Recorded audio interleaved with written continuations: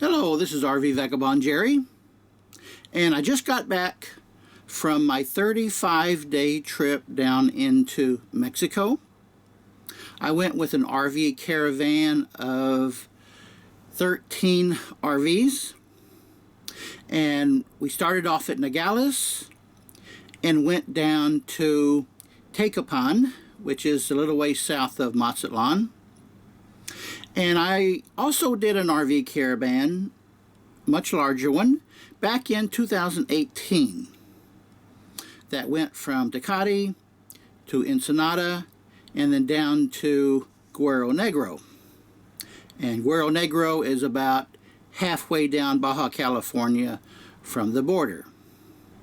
Now in this video, I'm going to talk about the differences between RV parks in Mexico versus RV parks in the United States.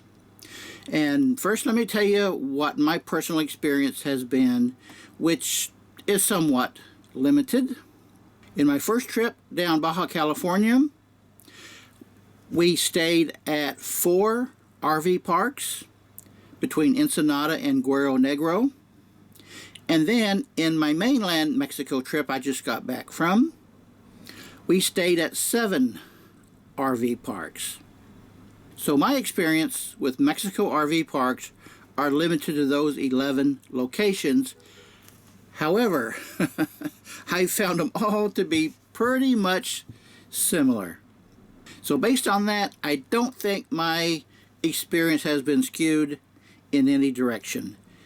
All these 11 parks I went to were very, very similar in what they had to offer. So I made a list here of a bunch of things that I want to talk about, starting off with the fact that the roads going into these RV parks, and some of them are long roads getting from the highway to the RV park, are dirt roads. I don't remember any of them that were paved from the main highway to the RV park, and then once you get into the RV park, it's dirt roads throughout the RV park, and a lot of weeds. They're not good at cutting their weeds, and as you back into your RV space, you'll likely find yourself backing into weeds, which made me really nervous because they were so dry.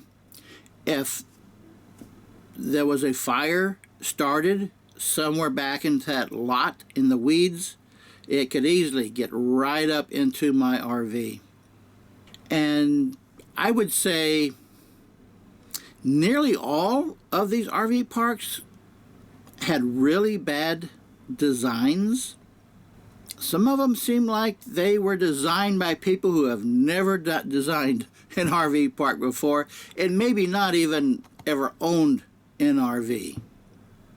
For example, one of them had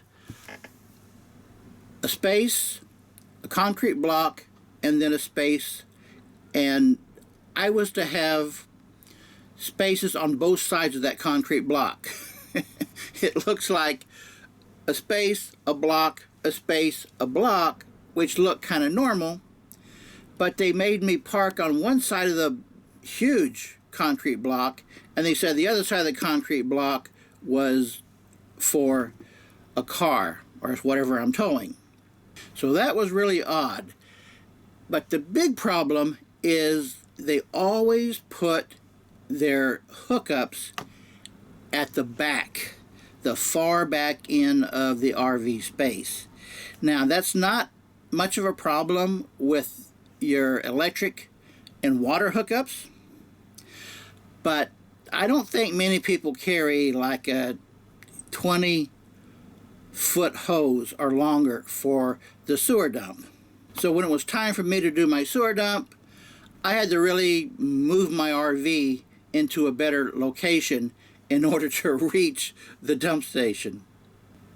And there was a big problem with the power boxes. Now, not one single one of those 11 RV parks had a normal power box like you see in RV parks in America. They created concrete structures that would be like about 2 feet wide and about 3 or even 4 feet tall. And then they cut a hole out in the concrete to put the electrical outlet, and another hole they punch out to put the breaker. And of course that makes the outlet and the breaker a very loose connection. And I've seen some of those where they had to take a sledgehammer and bust that concrete open so they could get into it and repair the electronics. But that's the way they all do it. Now, somebody said that that's because the boxes would rust out because some of these locations were right near the ocean, but then some of them way inland still had those concrete structures rather than a normal power box. Now, getting a 50 amp is pretty rare in a Mexico RV park. You're lucky to get a 30 amp. Most of them, I would say a little more than half of them had 30 amp, but then some of them would just have a 15 amp, which is a normal household type electric outlet. And the American RV parks have those as well. They normally have the 50, 30, and a 20. But in Mexico, when you have those normal household outlets, they're going to be 15 amp, not 20 amp. And another difference is that those household outlets, they are not going to have the GFCI feature where you press the reset button so that they trip if there's a problem with them. They don't have that. They're just normal outlets that you would see in a home. I didn't see a GFC outlet in any of them.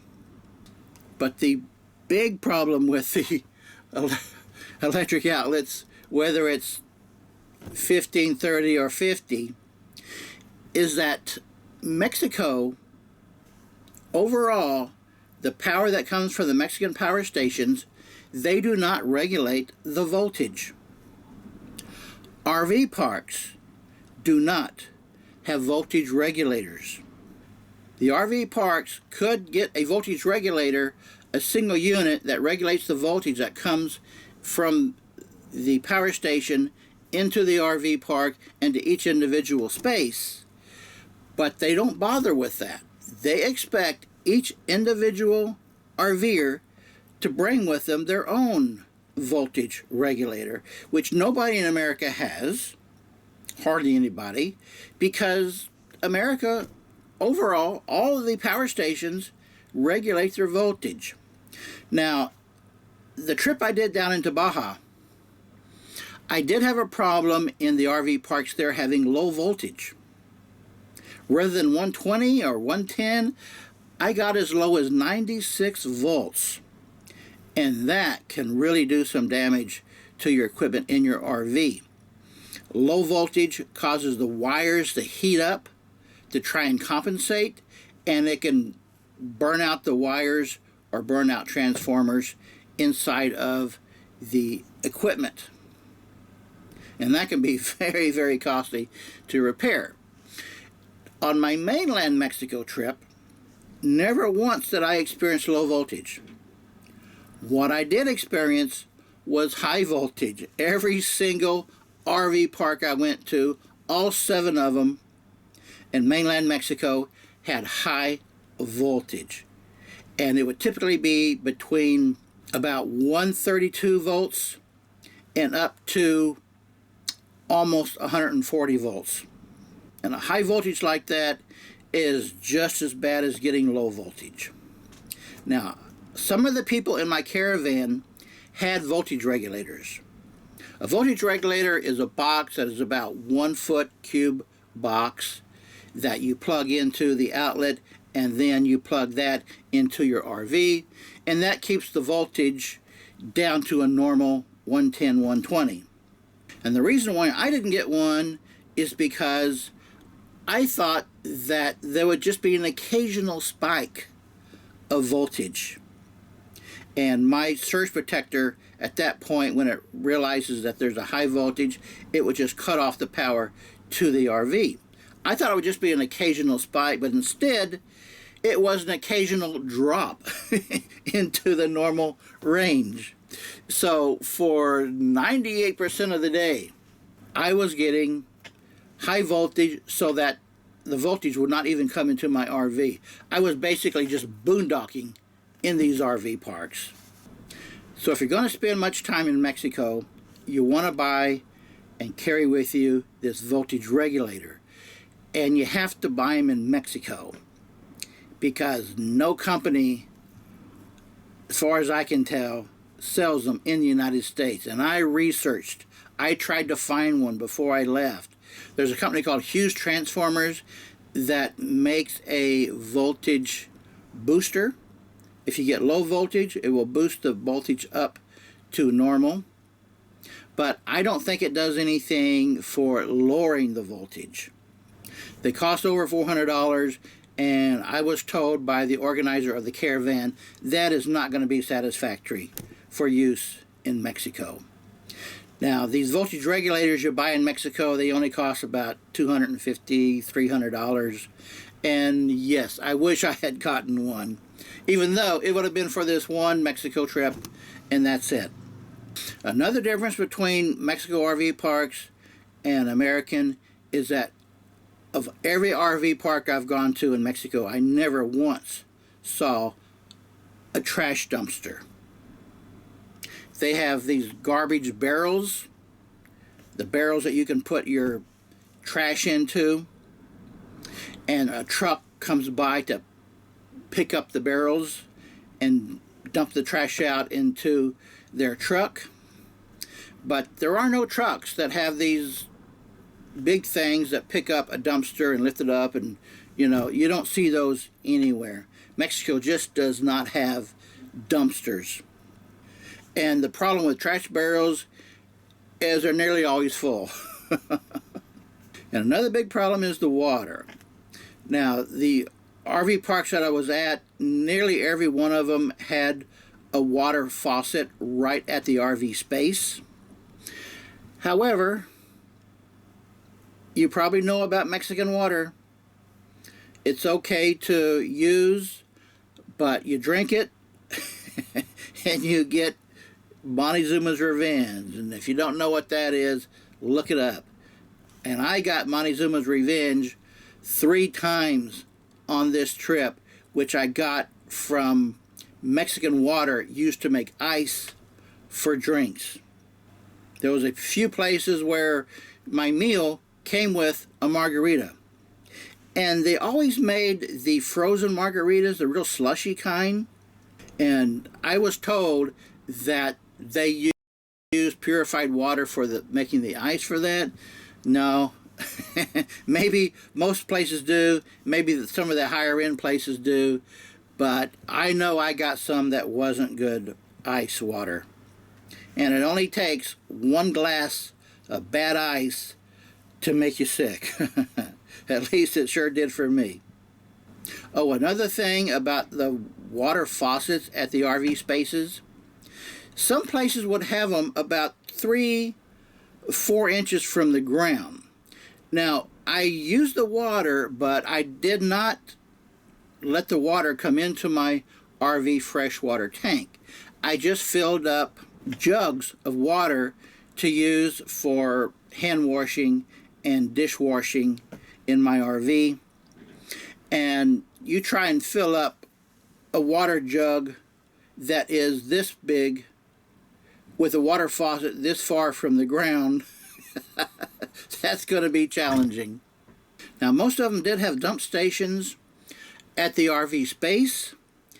However, a few times I was told don't use it because their dump tanks, their underground dump tanks, are full. I don't recall ever being in an RV park in America where I was told don't use the dump station because it's full. Seems like an RV park would be able to manage to have their dump tanks emptied out regularly, but that's the way it was. Now, about the restrooms in RV parks, they would have restroom buildings, but I noticed that the doors for the restrooms, they don't say male or female. They're just restroom doors. And some would say restroom, some would say nothing. But they're all single-use restrooms. So you go in, you got to lock it, and the showers at a lot of them were in those single-use restrooms. So if you're going to go in and use the toilet and then take a shower, you're going to have that restroom locked up for like 20 minutes or more getting your things done. I'd hate to be outside after someone just went in and have to sit there for 20 minutes and wait till they're finished showering. But that is the way nearly all of them were. And as you can imagine, the showers were pretty lame. Very low water pressure. And you're really lucky to get a hot shower. About half of them that I used, it was just cold water. They just simply either don't have hot water or they don't turn on the hot water until someone asks them to turn it on. And I used these showers all the time I was in Mexico because I wanted to make my freshwater tank last this whole 35 days. I did not want to put Mexican water into my freshwater tank, and I didn't. So in order to save water to make it last that long, I did all my showering in the campgrounds, at the campgrounds showers, as well as use their water for hand washing and dishwashing. Now, one more thing is about doing laundry. They do not have coin-operated laundry machines that you can go in and use. What they do have is a lady there who you take your clothes or your towels to and have her do your laundry. And just pay a fee for that. Now, it's not expensive. It's not like the per item prices at hotels to have them do your laundry. It was pretty reasonable, but you can't do your own laundry. You have to give it to the lady, and she does it. Now, if you watch the last several videos that I posted here, most of them will include a section where I'm videoing the RV park, showing how things are set up, showing the strange things that I've described here. So if you want to see in detail what they look like, then just watch the last several videos that I posted during my Mexico trip. So let me summarize this by saying, if you're going to go down to RV parks in Mexico, do not expect them to be up to the quality standards you're used to in United States RV parks or Canadian RV parks. Canadian and USA RV parks, I think, are pretty much the same. So expect all these differences and be prepared for them. And that's one of the disadvantages of RVing down into Mexico. There's so many differences from what you're accustomed to, not only in the RV parks, but a lot of other aspects as far as traveling down into Mexico in an RV. So now that you know what to expect, you'll know what to prepare for if you do want to take an RV trip down in Mexico. So I hope this video has helped you. Let me know in the comments below. Good day, folks.